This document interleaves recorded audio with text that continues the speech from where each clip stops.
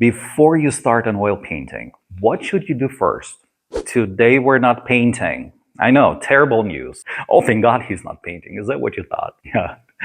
But still, we're doing something very important. We're going to prepare the canvas, and I'm not going to show you all possible ways how you can do it. I'm not going to show you the correct way how to do it. I'm going to show you how I do it. And I'll explain why I do this. I know it might sound about as exciting as doing your taxes or cleaning your brushes, but I want to tell you one thing. The painting starts not when you get an idea or a vision for a painting. When you put your idea on canvas, it might change a bit, but the canvas stays there. All right? So let's go get a canvas and I'll tell you everything. Okay, let's go.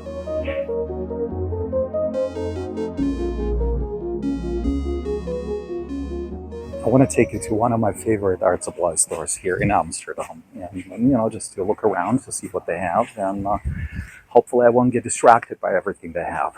And I want to get a new canvas, and when we're back in my studio, I will show you how I prepare it.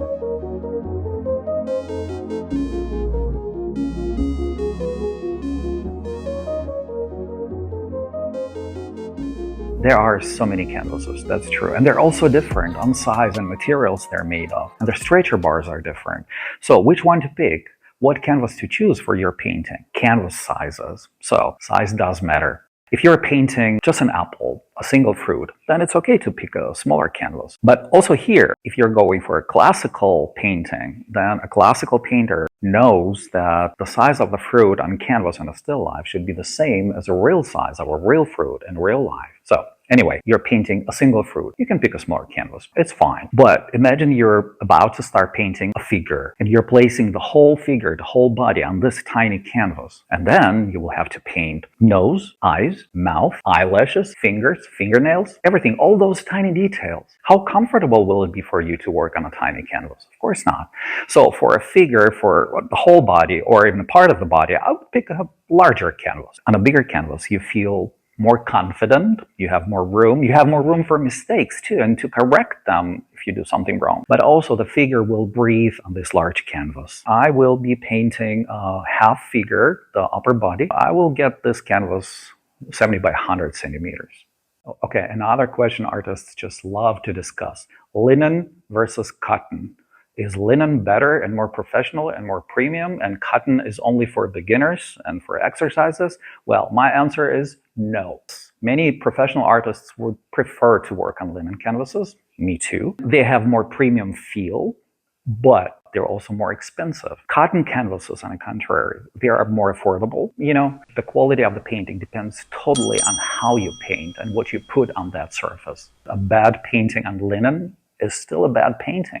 And a beautiful painting on cotton canvas is a beautiful painting. The next thing you will notice when you're choosing a canvas, some surfaces are rough, some are smooth. This roughness or smoothness, it's called the tooth. And it can also be called grain. I would usually call it grain. It's the thickness of the thread from which the surface of the canvas is woven. The thicker the threads, the bigger the tooth. On stickers, on descriptions to those canvases, you will see fine grain, rough grain, medium grain. Medium grain is, I don't usually see it on the stores here in the Netherlands, but I would prefer medium grain because I would like to go somewhere in between to find this perfect middle. So which is better, large grain or smooth grain? The bigger tooth, the rough canvas, holds paint very well, and you can put very thick layers on this grain. If you are painting more details, then these rough surfaces, they will bother you. So for detailed work, I would suggest something smoother. For more expressionism and impressionism, for thicker layers, I would go for bigger grain. Now, the stretcher bars, those frames that the canvas is stretched on, they can be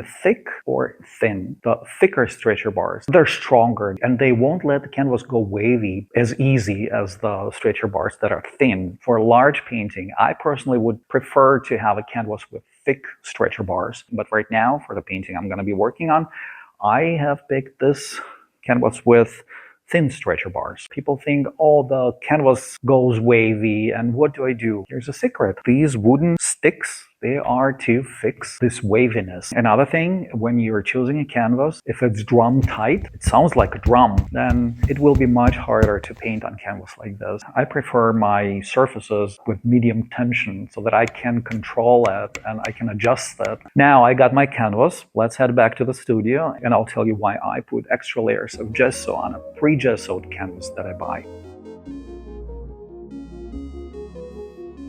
I know. The correct term is priming, not gessoing. I'll just say gessoing because whenever I use this word, my students instantly get what I mean. And, goal achieved. But the thing is, not what word to use, priming or gessoing. It's to do it or not to do it.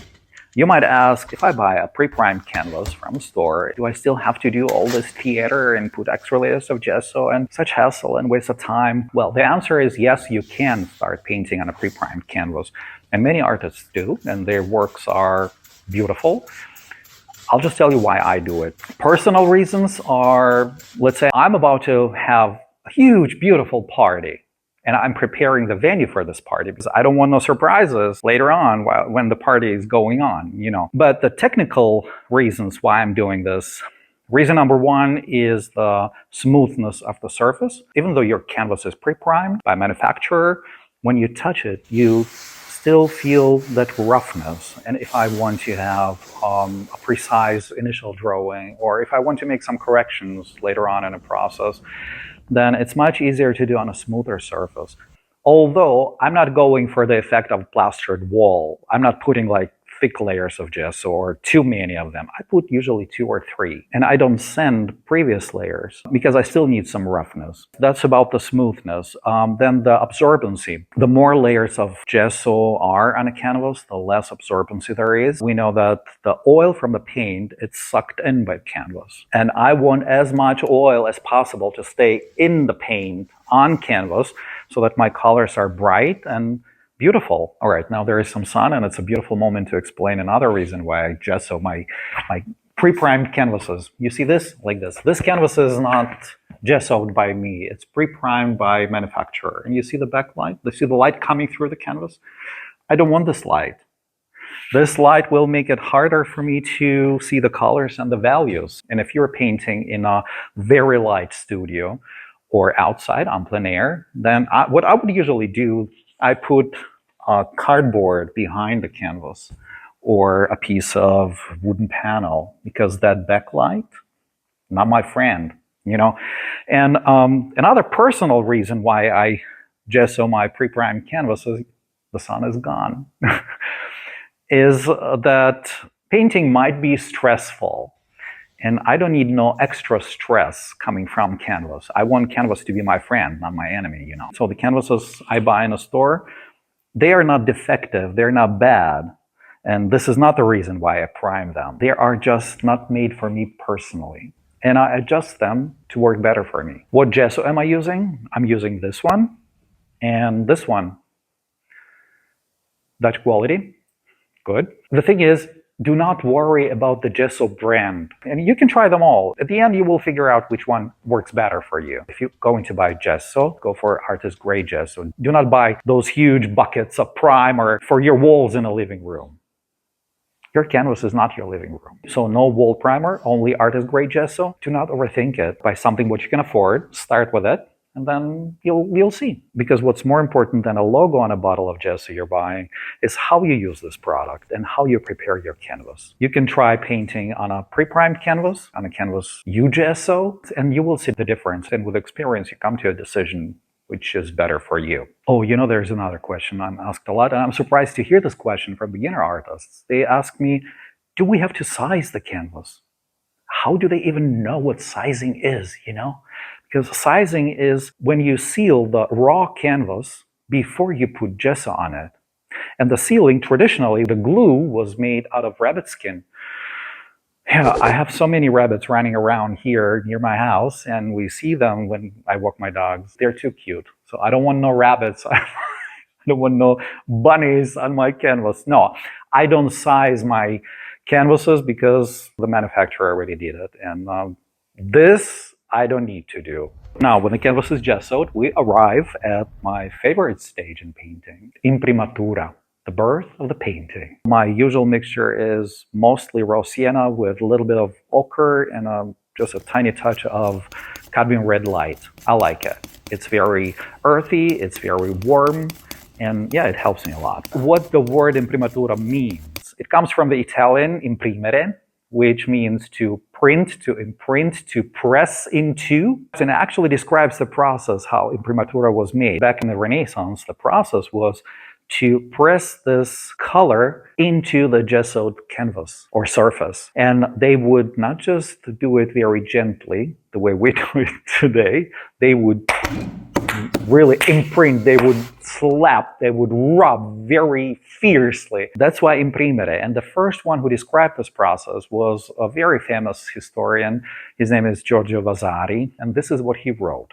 There must be made a composition of pigments all thoroughly well mixed together in a one tint. This must be plastered over the panel and then beaten with the palm of the hand so that it becomes evenly united and spread all over, and this many call the imprimatura. So why do I cover my beautiful white canvas with this earthy color? To get rid of this white. It's very aggressive, it's very loud, and it just screams at me. I don't want it. And imprimatura, this colored layer, it quiets everything down, and it's when you start painting on it, you can better see the colors and the tones. Can you paint on white canvas? Yes, you can, and you should try it, just for fun. But you will see that this imprimatura, this first colored layer, it kind of unites the whole painting because it's already there. It's like the base of everything. And even if you work on different parts of the painting separately, they're still united by this color that goes underneath of them. And on white canvas, all these parts you work on,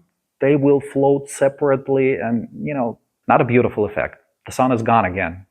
I don't think about it as a color. I think about it as a base, a unifier, a mediator between all parts of the painting, between all colors and tones. When you start painting shadows on very bright white canvas, it's harder to find the right tone for the shadows. And we know that the shadows are royal in a painting. You put the shadows on white canvas, and later on in a painting, you see that they're too light. They will be too light because there's a lot of white underneath of them. And you start remaking them, repainting, and again and again and again. And at the end, there's this thick layer of paint in a shadow part. So you destroy the royalty in a painting, and a painting is destroyed too. And the imprimatura helps you see the tones, the values much better. And right from the beginning, you will be able to put almost the right tone of the shadow. You'll be surprised. Just try it. Just try it. Just try painting on two different canvases, small canvas boards maybe, white and the one with imprimatura. And you'll see. So my personal approach for mixing the imprimatura color is these three colors with a little bit of white spirit. I make a very fluid mixture because I don't see it as a layer of paint. And I will rub it off later on from canvas because, it's not a layer of paint. It's just a tone I need to add to the white canvas to get rid of the white. The danger is if you leave too much paint on canvas, you will have to wait till it's completely dry. If the imprimatura paint layer is very thick and you start painting on top of it, later on in a year when the painting is dry, this thick layer underneath of it is still wet and the painting will crack. We don't want that. What I would usually do, I would prepare the canvas, then I will add the imprimatura layer, and I will wait overnight till it's dry. But it shouldn't be dry. It should be ready to paint on, but not completely dry yet. It doesn't leave the stain, but it's still not dry. Does it make sense? Yeah, so strange is it? So now I prime the canvas, I have my imprimatura on it, and I will show you, well, here I already have some initial drawing, ignore it. I will put my canvas in a vertical position. This way or this way, but it should be on the easel. It should be not on your table. Because when you paint on a canvas that is on a table, your perspective is distorted. You don't see things correctly. And when it's in a vertical position, then you can step back and do better measurements, and you can squint. Yes, squinting, very important. And you can squint, and the distance helps a lot. And then you ask yourself, I have the reference photo, which is good. It's on my computer, and you're working on a canvas that is on your table, so you have a totally different perspective, and you're asking yourself, what's missing in my painting? Why didn't I get it right? I'm telling you why. The vertical position of the canvas. Yeah, too much work, putting extra layers of gesso, and then this imprimatura, and the vertical position. You have to buy an easel, and blah, blah, blah. And why all this hassle if you can just buy a canvas and start painting right away on your table?